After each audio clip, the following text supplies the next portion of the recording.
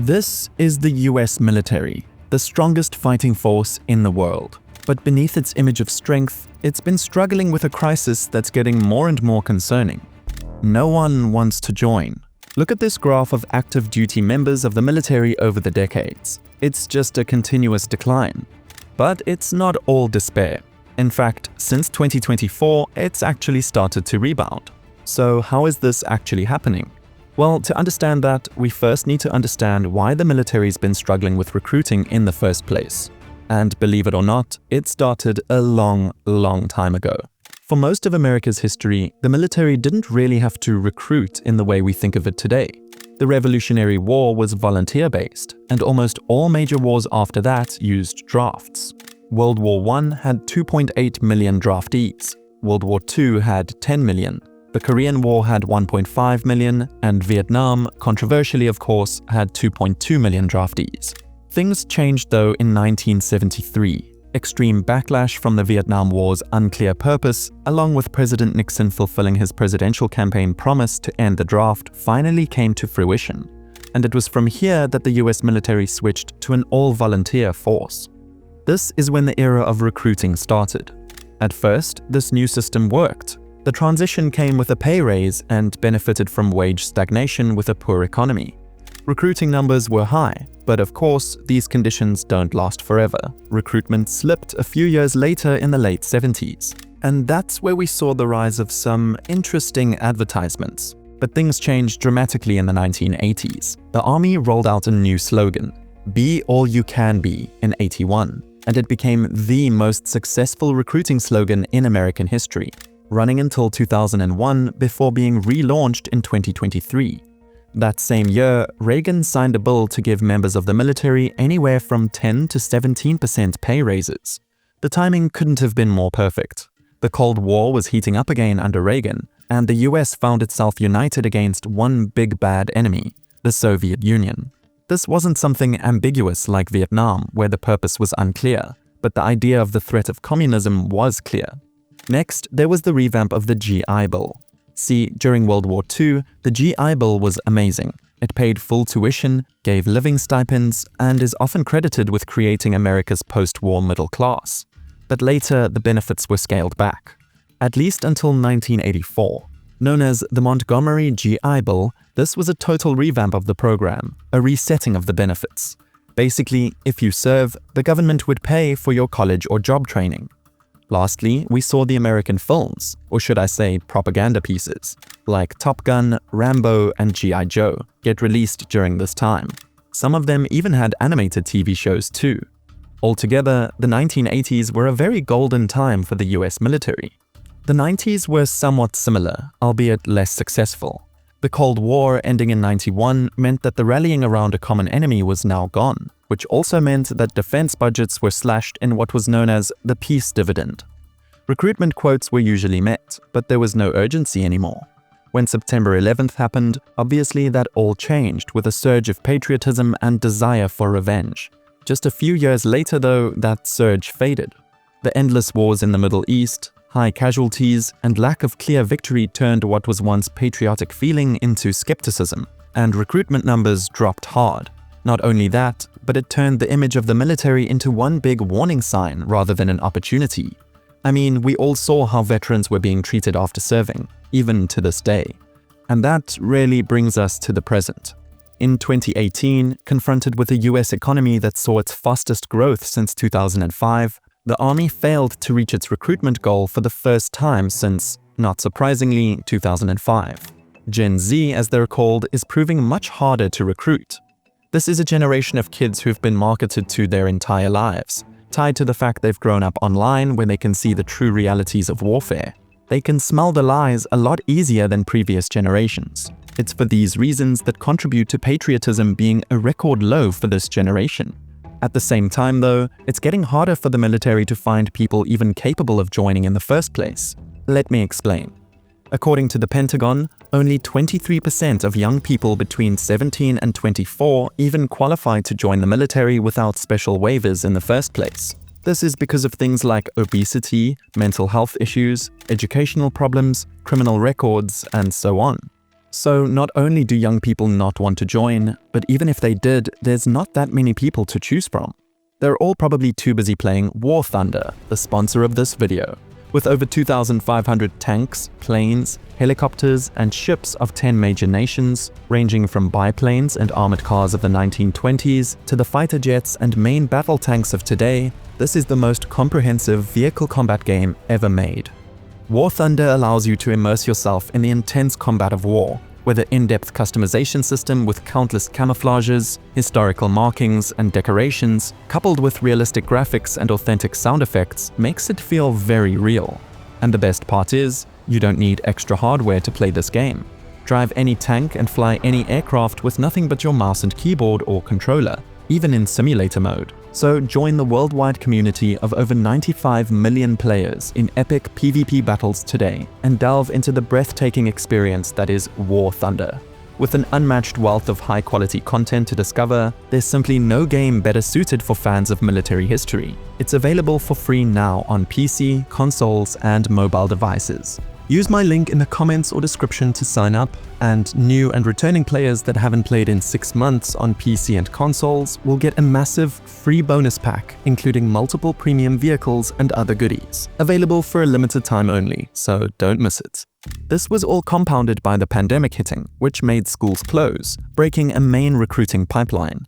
See, recruiters normally spend huge amounts of time inside schools, running JROTC programs, giving presentations, setting up tables at lunch, and meeting one-on-one with students. It's a major reason why between 2020 and 2024, the number of people enlisting in high school has dropped by 36%. And the thing is, this isn't just a one-year loss, but it had a multi-year effect. Since word of mouth and peer influence matter a lot, losing one class makes it harder to recruit the next. This problem is compounded even more when we look at an even larger length of time. In 1980, 18% of American adults were veterans, but by 2022, that number dropped to just 6%, with less than 1% of the American population currently serving in uniform. When there are fewer veterans in a community, there are fewer voices that young people can encounter who can actually vouch for military service. That is, if they even would today. But the research doesn't lie.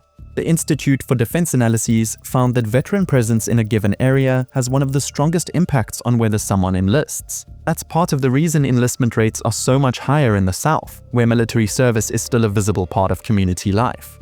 If we look at this chart of the Army's annual recruitment goals versus outcomes, we can see that while they've been missing their targets basically every year, 2021 through 2023 were particularly bad. In fact, in 2022, the military as a whole reached a 40-year low, making it arguably the toughest recruiting year since they transitioned to an all-volunteer force.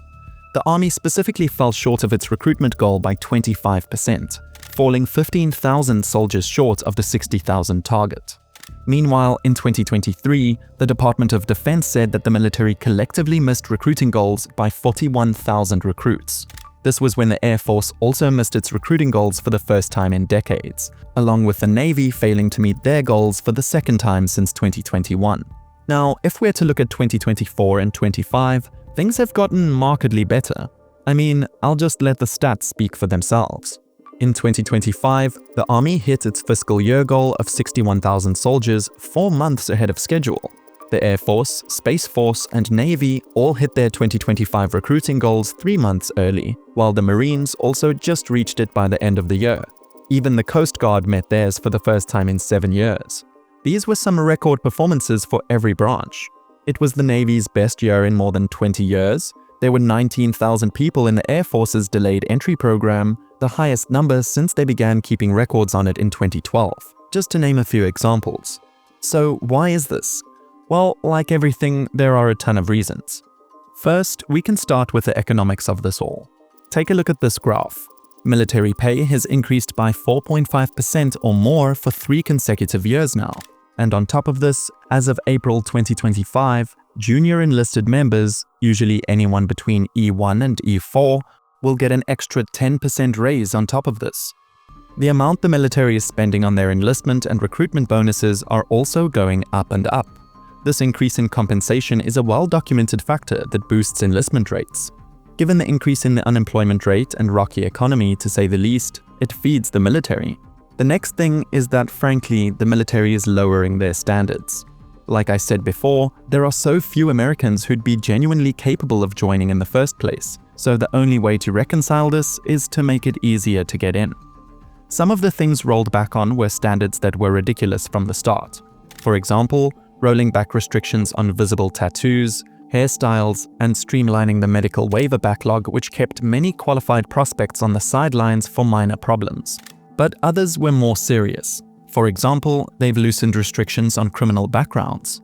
In 2024, the service granted 1,045 waivers for misdemeanor offenses, up from 895 in 2022. More concerningly though, they approved 401 felony waivers, quadrupling the 98 granted in 2022. In other ways, standards were rolled back that one could say was key to being a competent soldier. In December 2022, the Navy scaled down its entrance exam score required, and in 2023, the Air Force loosened its body fat restrictions. But the good news is that although the standards have been lowered, the military has been able to accommodate for this with new initiatives, which arguably have been the biggest reason for their recent success in recruiting. Let me explain. The Army established the Future Soldier Preparatory Course following their failure to meet recruiting goals in 2022 and 23. Recognizing that they were turning away potential recruits who had a strong desire to serve in the US military but fell just short of meeting their academic and physical fitness requirements. Applicants who fell short of these standards were sent to Fort Jackson, South Carolina, for up to 90 days for training to help them get ready for a new round of testing, so they could ultimately qualify for enlistment. The course has a success rate of over 90% and has been a massive help for Army recruiting. In 2024, 1 in 4 of the Army's 55,000 recruits had completed the course before shipping to basic training. The program has been so successful that the Navy established their own version of this in 2023, known as the Future Sailor Preparatory Course. Lastly, there's been a refocusing on modernization to better advertise new, interesting opportunities to possible recruits. The Air Force highlights stealth aircrafts, hypersonics, and advanced radar aviation. The Space Force emphasizes its futuristic role in fighting threats in space. The Navy pitches nuclear engineering, robotics, and advanced ship systems. The Army itself emphasizes AI, cyber defense, and drone warfare alongside its traditional combat arms. For Gen Z, who may not be drawn to purely infantry life, these high-tech opportunities make military service feel like a less risky sacrifice and more like a cutting-edge career path. As of today, the US military has approximately 1.3 million active duty personnel and about 760,000 members in the reserves and National Guard. Globally, they have the third largest active military, while every branch of it has fewer active duty personnel than it did in the latter half of the 20th century. And while the US military isn't expected to balloon in size like it did during past wars, even maintaining takes massive effort. Around 150,000 to 200,000 new recruits are needed every year just to replace those who leave, which is why the prevailing thought has become that they don't actually need to meet the recruiting goals 100%, but rather be able to have enough of a deterrent to ward off adversaries, and back it up, of course. But deterrence only works if it's believable, and that's where recruiting shortfalls start to matter, especially when you're stretched across 800 military bases in over 80 countries. So, while the US military has shown a strong rebound in recruitment efforts, it's still a long-term problem. Fewer eligible young people, fewer veterans to influence them, and fewer Americans who want to serve. But for now, things seem to be working, which is good enough for the time being. Thank you for watching, and thank you to War Thunder for sponsoring this video. Don't forget to click the link in my description below to get started today. I'll see you in the next video.